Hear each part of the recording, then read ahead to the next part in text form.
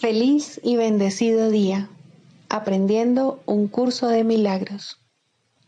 El secreto de la verdadera oración es olvidarte de las cosas que crees necesitar. Pedir algo específico es igual que ver el pecado primero y luego perdonarlo. Del mismo modo, al orar pasas por alto tus necesidades específicas, tal como las ves, y las dejas en manos de Dios.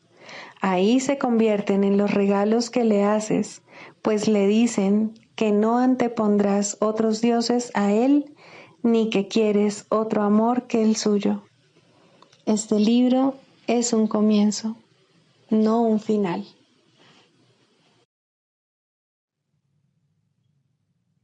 Del prefacio que postula, párrafo 11. La visión de Cristo es el don del Espíritu Santo, la alternativa que Dios nos ha dado contra la ilusión de la separación y la creencia en la realidad del pecado, la culpabilidad y la muerte. Es la única corrección para todos los errores de percepción, la reconciliación de los aparentes opuestos en los que se basa este mundo. Su benévola luz muestra todas las cosas desde otro punto de vista, reflejando el sistema de pensamiento que resulta del conocimiento y haciendo que el retorno a Dios no solo sea posible, sino inevitable. Lo que antes se consideraba una injusticia que alguien cometió contra otro, se convierte ahora en una petición de ayuda y de unión. El pecado, la enfermedad y el ataque se consideran ahora percepciones falsas que claman por el remedio que procede de la ternura y el amor. Las defensas se abandonan porque donde no hay ataque no hay necesidad de ellas. Las necesidades de nuestros hermanos se vuelven las nuestras porque son nuestros compañeros en la jornada de regreso a Dios. Sin nosotros, ellos perderían el rumbo. Sin ellos, nosotros jamás podríamos encontrar el nuestro. Introducción. Este es un curso de milagros. Es un curso obligatorio. Solo el momento en que decides tomarlo es voluntario. Tener libre albedrío no quiere decir que tú mismo puedas establecer el plan de estudios. Significa únicamente que puedes elegir lo que quieres aprender en cualquier momento dado. Este curso no pretende enseñar el significado del amor, pues eso está más allá de lo que se puede enseñar. Pretende, no obstante, despejar los obstáculos que impiden experimentar la presencia del amor, el cual es tu herencia natural. Lo opuesto al amor es el miedo, pero aquello que todo lo abarca no puede tener opuestos.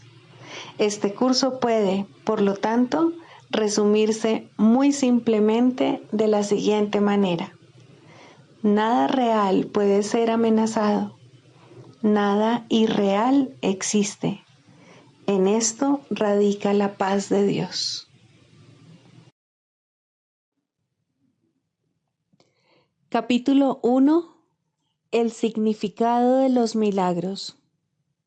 Primero, principios de los milagros. Principio 8. Los milagros curan porque suplen una falta. Los obran aquellos que temporalmente tienen más para aquellos que temporalmente tienen menos. Capítulo 13. El mundo inocente. 11. La paz del cielo. Las mejores alternativas que el ego ofrece para contrarrestar lo que se percibe como la ruda intromisión de la culpabilidad en la paz son el olvido, el sueño y la muerte. Aún así, nadie piensa que está en conflicto y abatido por una guerra cruel, a menos que crea que ambos contendientes son reales. Al creerlo, se ve obligado a escapar, pues una guerra así pondría fin a su paz mental y, por lo tanto lo destruiría. Mas solo con que se diese cuenta de que la guerra es entre un poder real y uno irreal, podría mirar en su interior y ver su libertad. Nadie pensaría estar abatido y atormentado por interminables batallas si él mismo percibiese que no tienen absolutamente ningún significado. No es la voluntad de Dios que su Hijo viva en estado de guerra. Por lo tanto, el imaginado enemigo que su Hijo cree tener es totalmente irreal. No estás sino tratando de escapar de una guerra encarnizada de la que ya te has escapado. La guerra ya terminó, pues has oído el himno de la libertad elevarse hasta el cielo. Grande es la dicha y el regocijo de Dios por tu liberación, porque tú no creaste la libertad. Mas, de la misma manera en que no creaste la libertad, tampoco creaste una guerra que pudiese poner en peligro dicha libertad. Nada destructivo ha existido nunca ni existirá jamás. La guerra, la culpabilidad y el pasado desaparecieron al unísono en la irrealidad de donde vinieron. Cuando todos estemos unidos en el cielo, no valorarás nada de lo que valoras aquí, pues nada de lo que valoras aquí lo valoras completamente y, por lo tanto, no lo valoras en absoluto. Solo aquello a lo que Dios otorgó valor tiene valor, y el valor de lo que Dios aprecia no es susceptible de ser juzgado, pues ya se fijó. Su valor es absoluto. Las únicas alternativas que tienes ante ti son apreciarlo o no. Valorarlo parcialmente significa que se desconoce su valor. En el cielo está todo lo que Dios valora. Allí nada es ambiguo. Todo es claro y luminoso y suscita una sola respuesta. En el cielo no hay tinieblas ni contrastes. Nada varía ni sufre interrupción alguna. Lo único que se experimenta es una sensación de paz tan profunda que ningún sueño de este mundo ha podido jamás proporcionarte ni siquiera el más leve indicio de lo que dicha paz es. No hay nada en este mundo que pueda brindarte semejante paz, porque no hay nada en este mundo que se comparta totalmente. La percepción perfecta tan solo puede mostrarte lo que se puede compartir plenamente. Puede mostrarte a sí mismo lo que resulta de ese compartir, mientras todavía tengas presente los resultados de no compartir. El Espíritu Santo señala calladamente el contraste, sabiendo que, en última instancia, dejarás que Él juzgue por ti la diferencia, permitiéndole que te muestre cuál de las dos alternativas es cierta. Tiene perfecta fe en tu juicio final, porque sabe que es Él quien lo emitirá por ti. Dudar de eso sería dudar de que Él vaya a llevar a cabo su misión. Mas, ¿cómo iba a ser posible eso cuando su misión es de Dios? Tú, cuya mente está ensombrecida por las dudas y la culpabilidad, recuerda esto. Dios te dio el Espíritu Santo, a quien le encomendó la misión de eliminar toda duda y todo vestigio de culpabilidad que su amado Hijo jamás se hubiese echado encima. Su misión no puede fracasar, pues nada puede impedir el logro de lo que Dios ha dispuesto que se logre. La voluntad de Dios se hace sean cuales fueren tus reacciones a la voz del Espíritu Santo, sea cual fuere la voz que elijas escuchar, y sean cuales fueren los extraños pensamientos que te asalten. Encontrarás la paz en la que Dios te ha establecido, porque Él no cambia de parecer. Él es tan estable como la paz en la que moras, la cual el Espíritu Santo te recuerda. En el cielo no recordarás cambios ni variaciones, solo aquí tienes necesidad de contrastes. Los contrastes y las diferencias son recursos de aprendizaje necesarios, pues gracias a ellos aprendes lo que debes evitar y lo que debes procurar. Cuando hayas aprendido eso, encontrarás la respuesta que elimina la necesidad de las diferencias. La verdad viene por su cuenta a encontrarse consigo misma. Cuando hayas aprendido que tú le perteneces a la verdad, ésta vendrá hasta ti quedamente, sin diferencias de ninguna clase, pues no necesitarás ningún contraste que te ayude a comprender que eso, y solo eso, es lo que quieres.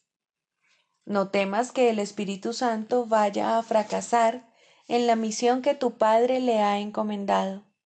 La voluntad de Dios no fracasa en nada. Ten fe únicamente en lo que sigue a continuación y ello será suficiente.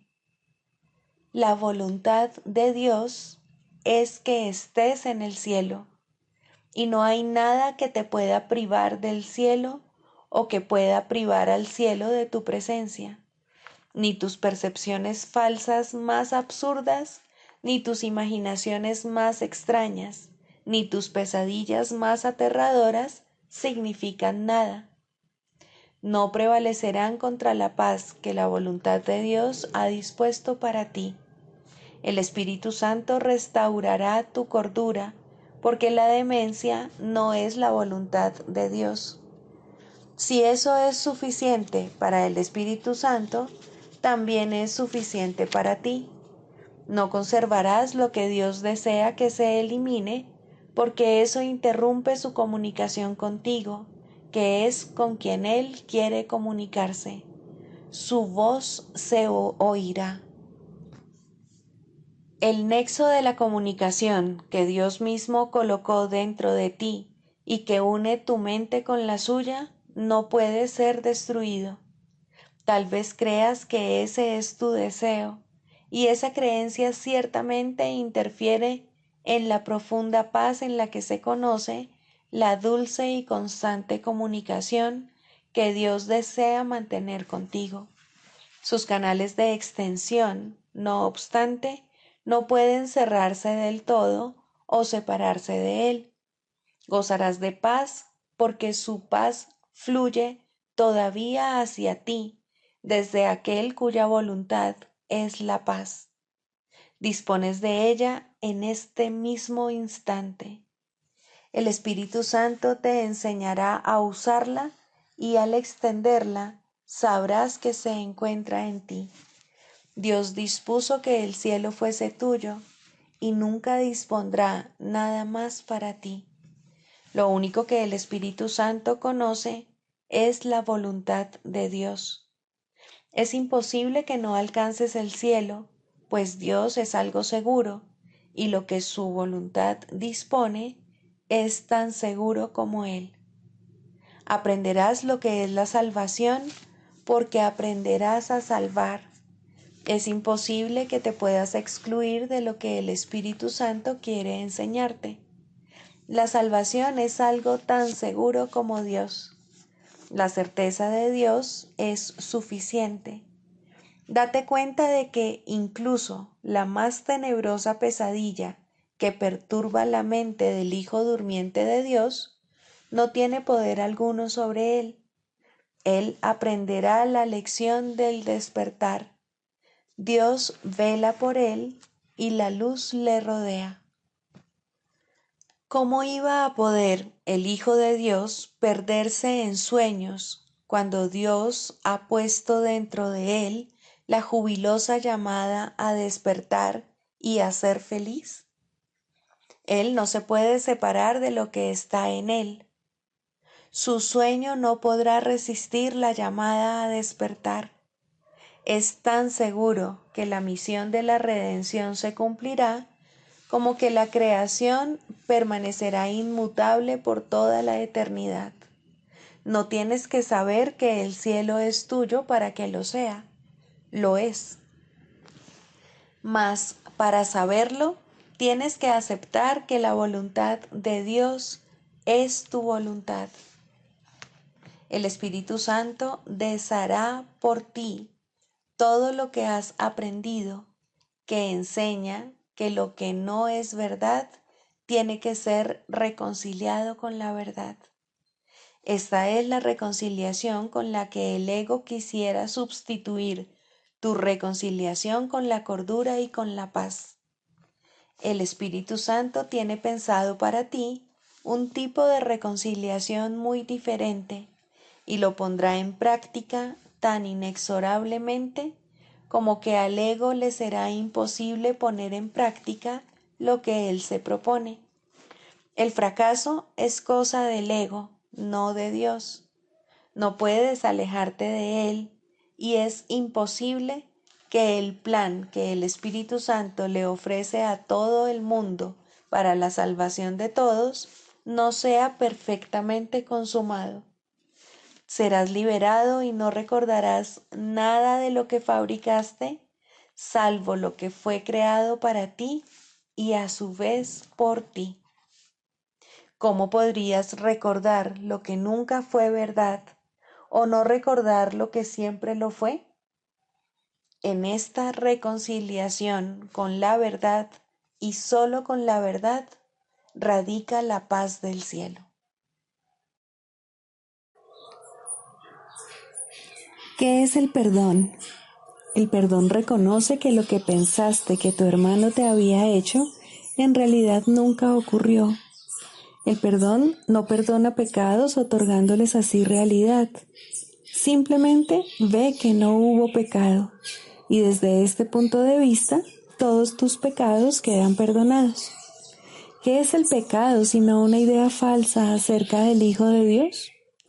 El perdón ve simplemente la falsedad de dicha idea y, por lo tanto, la descarta. Lo que entonces queda libre para ocupar su lugar es la voluntad de Dios. Un pensamiento que no perdona es aquel que emite un juicio que no pone en duda a pesar de que es falso. La mente se ha cerrado y no puede liberarse. Dicho pensamiento protege la proyección, apretando aún más sus cadenas, de manera que las distorsiones resulten más sutiles y turbias, menos susceptibles de ser puestas en duda y más alejadas de la razón. ¿Qué puede interponerse entre una proyección fija y el objetivo que ésta ha elegido como su deseada meta? Un pensamiento que no perdona hace muchas cosas. Persigue su objetivo frenéticamente, retorciendo y volcando todo aquello que cree que se interpone en su camino. Su propósito es distorsionar, lo cual es también el medio por el que procura alcanzar ese propósito. Se dedica con furia a arrasar la realidad sin ningún miramiento por nada que parezca contradecir su punto de vista. El perdón, en cambio, es tranquilo y sosegado y no hace nada. No ofende ningún aspecto de la realidad ni busca tergiversarla para que adquiera apariencias que a él le gusten. Simplemente observa, espera y no juzga. El que no perdona se ve obligado a juzgar, pues tiene que justificar el no haber perdonado. Pero aquel que ha de perdonarse a sí mismo debe aprender a darle la bienvenida a la verdad exactamente como ésta es. No hagas nada, pues, y deja que el perdón te muestre lo que debes hacer a través de aquel que es tu guía, tu salvador y protector, quien, lleno de esperanza, estás seguro de que finalmente triunfarás. Él ya te ha perdonado, pues esa es la función que Dios le encomendó. Ahora tú debes compartir su función y perdonar a aquel que Él ha salvado, cuya inocencia Él ve y a quien honra como el Hijo de Dios.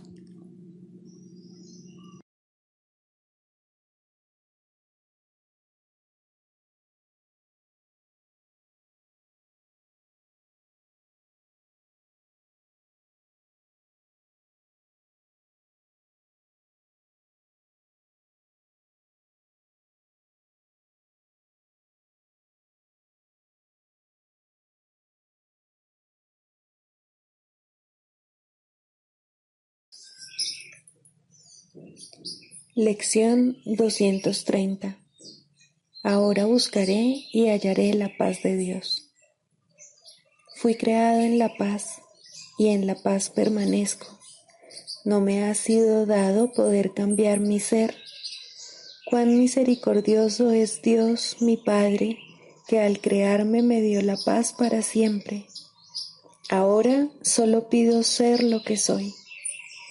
¿Y podría negárseme eso cuando es eternamente verdad? Padre, busco la paz que tú me diste al crearme.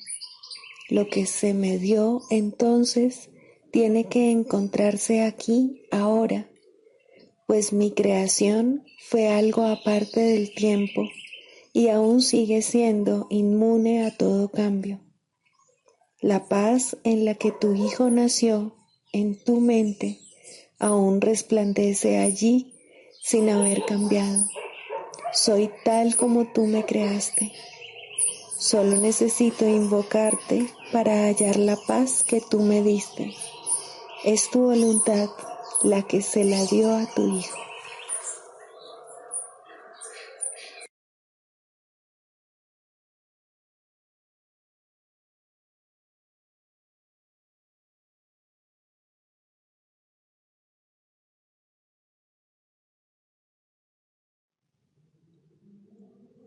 Del Manual para el Maestro, pregunta 4. ¿Cuáles son las características de los maestros de Dios? 8. Paciencia.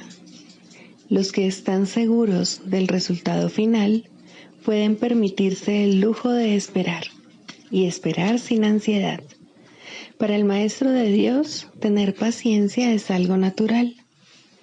Todo lo que ve son resultados seguros que ocurrirán en un momento que tal vez aún le sea desconocido, pero que no pone en duda. El momento será tan apropiado como la respuesta. Y esto es verdad con respecto a todo lo que ocurre ahora u ocurra en el futuro.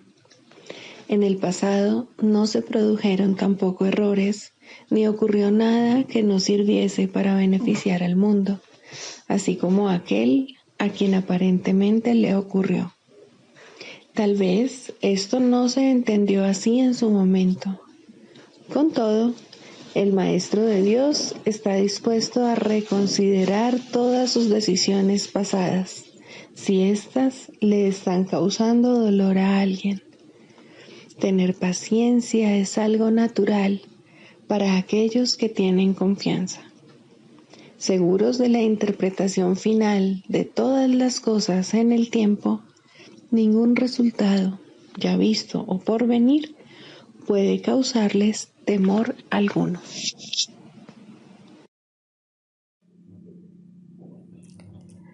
Manual para el Maestro.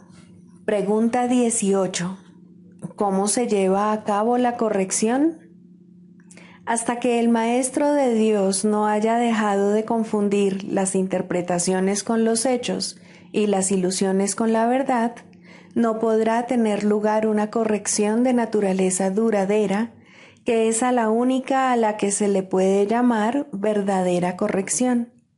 Si discute con su alumno acerca de un pensamiento mágico, ataca dicho pensamiento, trata de probar que es erróneo o demostrar su falsedad, solo estará dando testimonio de su realidad.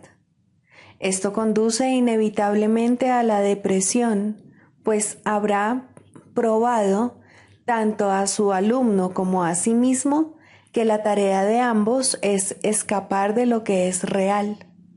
Y esto es de todo punto imposible. La realidad es inmutable.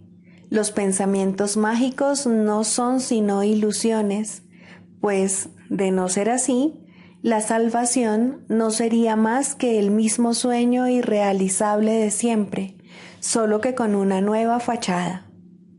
El sueño de la salvación, en cambio, tiene un nuevo contenido, y la diferencia entre ambos no estriba solo en la forma. La lección más importante que los maestros de Dios deben aprender es cómo reaccionar sin ira ante los pensamientos mágicos. Solo de esta manera pueden proclamar la verdad acerca de sí mismos. El Espíritu Santo puede entonces hablar a través de ellos acerca de la realidad del Hijo de Dios y recordarle al mundo lo que es la impecabilidad, la única condición inalterada e inalterable de todo cuanto Dios creó. El Espíritu Santo puede ahora proclamar la palabra de Dios a oídos atentos y llevar la visión de Cristo a ojos que ven. Ahora Él es libre de enseñarles a todas las mentes lo que ellas en realidad son, para que gustosamente les sean devueltas a Él. Y ahora, en su visión y en la palabra de Dios, se perdona y se pasa por alto completamente la culpabilidad. La ira no hace más que proferir a gritos, la culpabilidad es real. La realidad queda obliterada cuando esta creencia de mente reemplaza a la palabra de Dios. Ahora son los ojos del cuerpo los que ven y sus oídos los únicos que pueden oír. El limitado espacio que ocupa y su exiguo aliento se convierten en el criterio con el que medir la realidad, y la verdad se vuelve diminuta e insignificante. La corrección tiene una sola respuesta para todo esto y para todo el mundo que se basa en ello. Confundes tus interpretaciones con la verdad y te equivocas, mas un error no es un pecado, ni tus errores han derrocado a la realidad de su trono. Dios reina para siempre, y solo sus leyes imperan sobre ti y sobre el mundo. Su amor sigue siendo lo único que existe. El miedo es una ilusión, pues tú eres como Dios. Para que el Maestro de Dios pueda curar, es esencial, pues, que permita que sus propios errores le sean corregidos. Si siente la más leve irritación al responder a otro, que se dé cuenta de inmediato de que ha hecho una interpretación falsa. Que se dirija entonces a su eterno guía interno y deje que sea él quien juzgue cuál debe ser su respuesta. De este modo, el Maestro de Dios se cura y en su curación su alumno se cura con él. La única responsabilidad del Maestro de Dios es aceptar la expiación para sí mismo. La expiación es sencillamente la corrección o anulación de los errores. Cuando se haya alcanzado, el Maestro de Dios se habrá convertido, por definición, en un obrador de milagros. Sus pecados le habrán sido perdonados y él ya no se condenará a sí mismo. ¿Cómo podría entonces condenar a otros? ¿Y habría alguien al que su perdón no pudiese curar?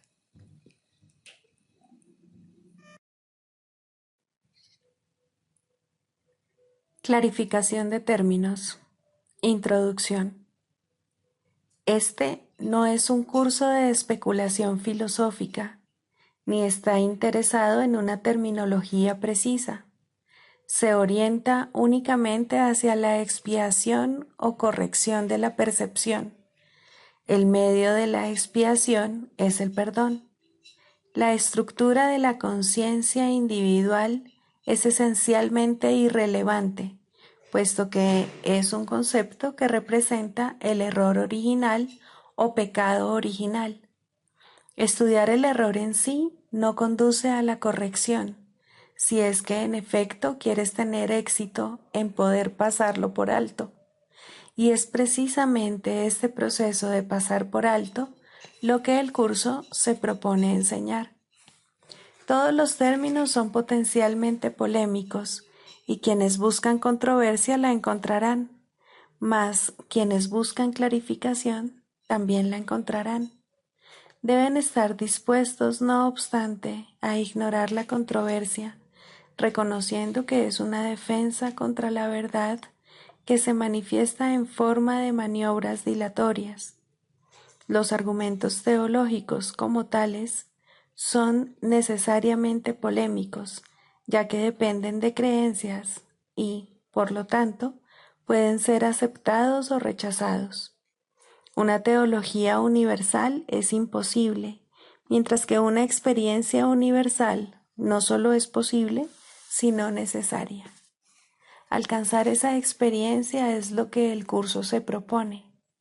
Solo cuando ésta se alcanza es posible la consistencia, porque solo entonces se acaba la incertidumbre. Este curso opera dentro del marco de referencia del ego, pues ahí es donde se necesita. No se ocupa de lo que está más allá de todo error, ya que está planeado únicamente para fijar el rumbo en dirección a ello. Por lo tanto, se vale de palabras, las cuales son simbólicas y no pueden expresar lo que se encuentra más allá de todo símbolo. El ego es el único que pregunta, puesto que es el único que duda. El curso simplemente ofrece otra respuesta, una vez que se ha planteado una pregunta. Dicha respuesta, no obstante, no recurre a la inventiva o al ingenio. Estos son atributos del ego. El curso es simple, tiene una sola función y una sola meta. Solo en eso es totalmente consistente, pues solo eso puede ser consistente. El ego exigirá muchas respuestas que este curso no provee. El curso no reconoce como preguntas aquellas que solo tienen la apariencia de preguntas, pero que son imposibles de contestar. El ego puede preguntar: ¿cómo sucedió lo imposible? ¿A qué le ocurrió lo imposible? Y lo puede preguntar de muchas maneras, mas no hay una respuesta para ello, solo una experiencia. Busca solo esta y no permitas que la teología te retrase. Notarás que el énfasis que el curso pone en las cuestiones estructurales es muy breve y solo tiene lugar al principio. Dicho énfasis desaparece muy pronto para dar paso a la enseñanza central. Sin embargo, puesto que has pedido aclaraciones, a continuación se ofrecen unas cuantas para algunos de los términos utilizados.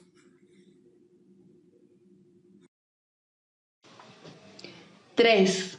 La práctica de la psicoterapia. Primero, la selección de pacientes. Todo aquel que se te envía es un paciente tuyo. Esto no significa que tú lo selecciones ni que escojas la clase de tratamiento adecuado, pero sí significa que nadie viene a ti por error. No hay errores en el plan de Dios. Sería un error, sin embargo, presumir que sabes lo que debe ofrecerse a todo el que viene. No te corresponde decidirlo. Hay una tendencia a asumir que se te llama constantemente a sacrificarte por aquellos que llegan. Esto difícilmente podría ser cierto. Exigir que te sacrifiques es exigir un sacrificio de Dios, y Él no sabe nada del sacrificio. ¿Quién podría pedirle a lo perfecto que sea imperfecto? ¿Quién decide entonces lo que cada hermano necesita? Seguramente no tú, que aún no reconoces quién es aquel que pide. Hay algo en él que te lo dirá si escuchas, y esa es la respuesta. Escucha. No exijas, no decidas, no sacrifiques. Escucha. Lo que oyes es verdad. ¿Mandaría Dios su Hijo a ti sin estar seguro de que reconoces sus necesidades? Piensa lo que Dios te está diciendo. Él necesita que tu voz hable por Él. ¿Podría ser algo más santo? ¿O ser un regalo mayor para ti? ¿Preferirías escoger quién sería Dios o escuchar la voz de aquel que es Dios en ti? Tus pacientes no necesitan estar físicamente presentes para que les sirvas en el nombre de Dios.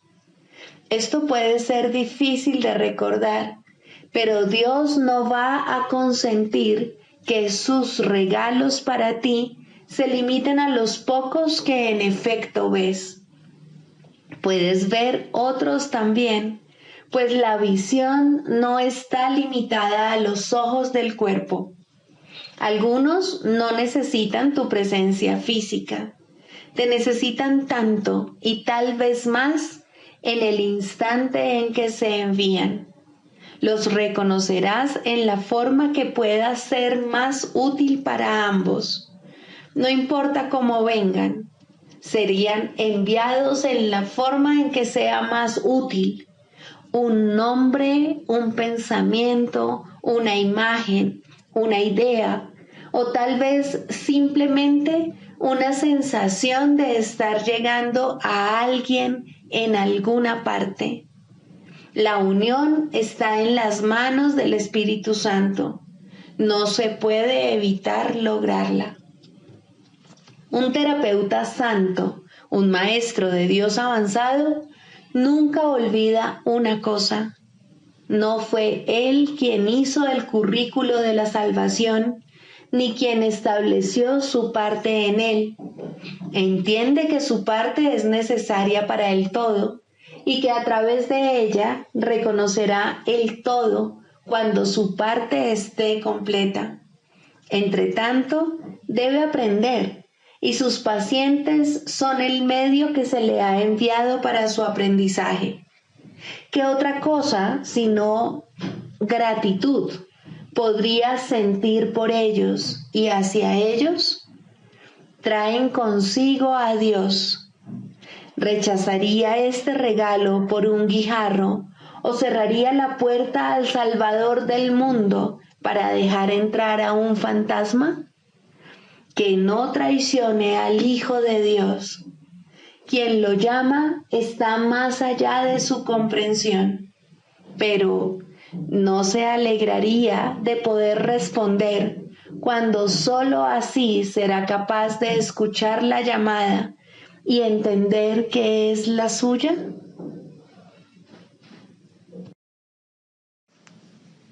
El canto de la oración. Segundo, la falsa curación en contraposición a la verdadera. La falsa curación no es más que un mísero intercambio de una ilusión por otra más agradable, de un sueño de enfermedad por uno de salud. Esto puede ocurrir en los primeros niveles de oración en combinación con un perdón bien intencionado, pero aún no comprendido del todo. Solo la falsa curación puede dar lugar al miedo, de tal manera que la enfermedad es libre para arremeter de nuevo. La falsa curación puede, en efecto, eliminar ciertas formas de dolor y enfermedad, pero la causa sigue ahí y no dejará de producir efectos. La causa sigue siendo el deseo de morir y de vencer a Cristo. Y con este deseo, la muerte es segura, pues a la oración se le da respuesta. No obstante, hay una clase de muerte aparente que tiene otra fuente. No es el resultado de pensamientos hirientes ni de una furia desenfrenada contra el universo. Significa simplemente que la utilidad del funcionamiento del cuerpo ha concluido, de manera que se elige abandonarlo en forma similar a como uno se desprende de una vestimenta desgastada. Esto es lo que debiera ser la muerte, una elección tranquila que se lleva a cabo felizmente y con una sensación de paz, pues el cuerpo se ha usado con bondad para ayudar al Hijo de Dios en el camino que lo lleva a su Padre. Le damos las gracias al cuerpo por el servicio que nos ha prestado, pero nos sentimos agradecidos también de que ya no haya necesidad de seguir transitando por el mundo de las limitaciones, ni de alcanzar al Cristo en formas borrosas y, a lo sumo, poder verlo claramente en amorosos destellos.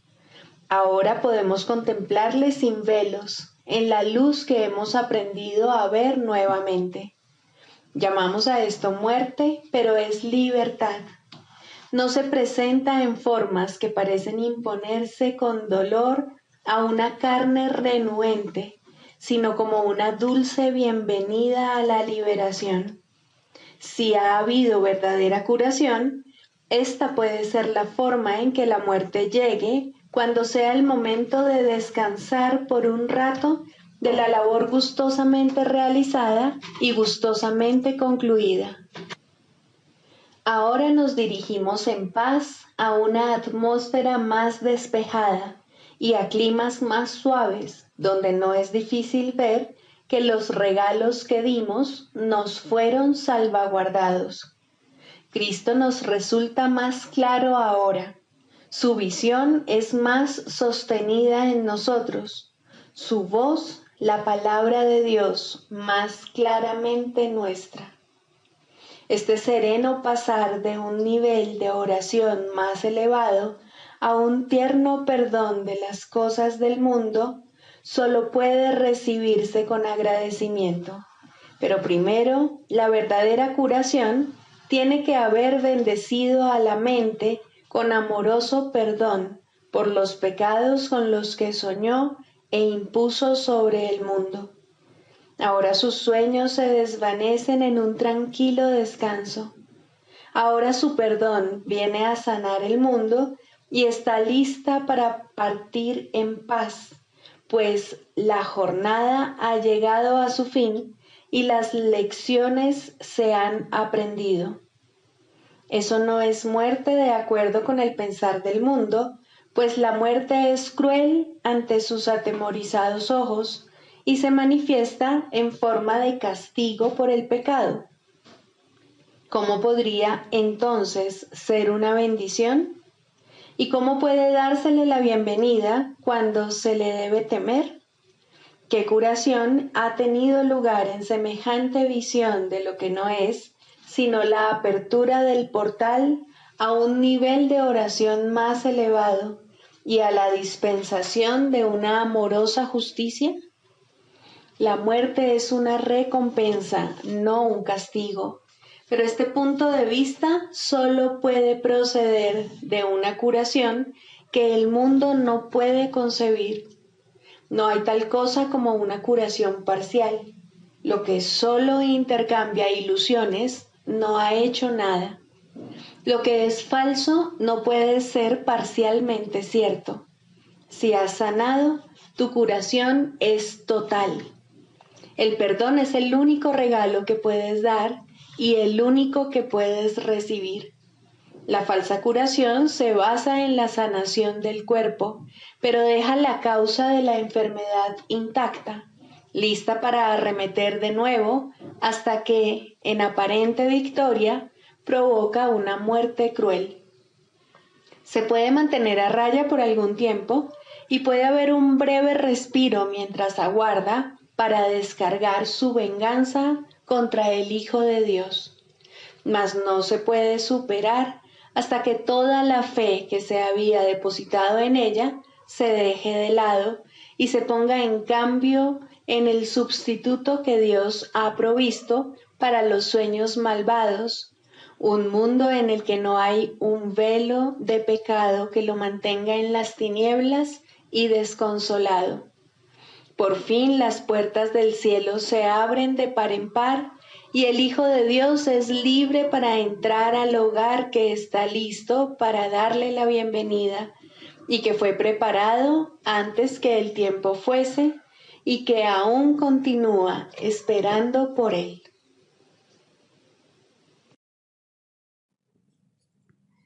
Sigamos a Jesús haciendo del perdón algo tan natural como respirar y algo tan vital como el aire.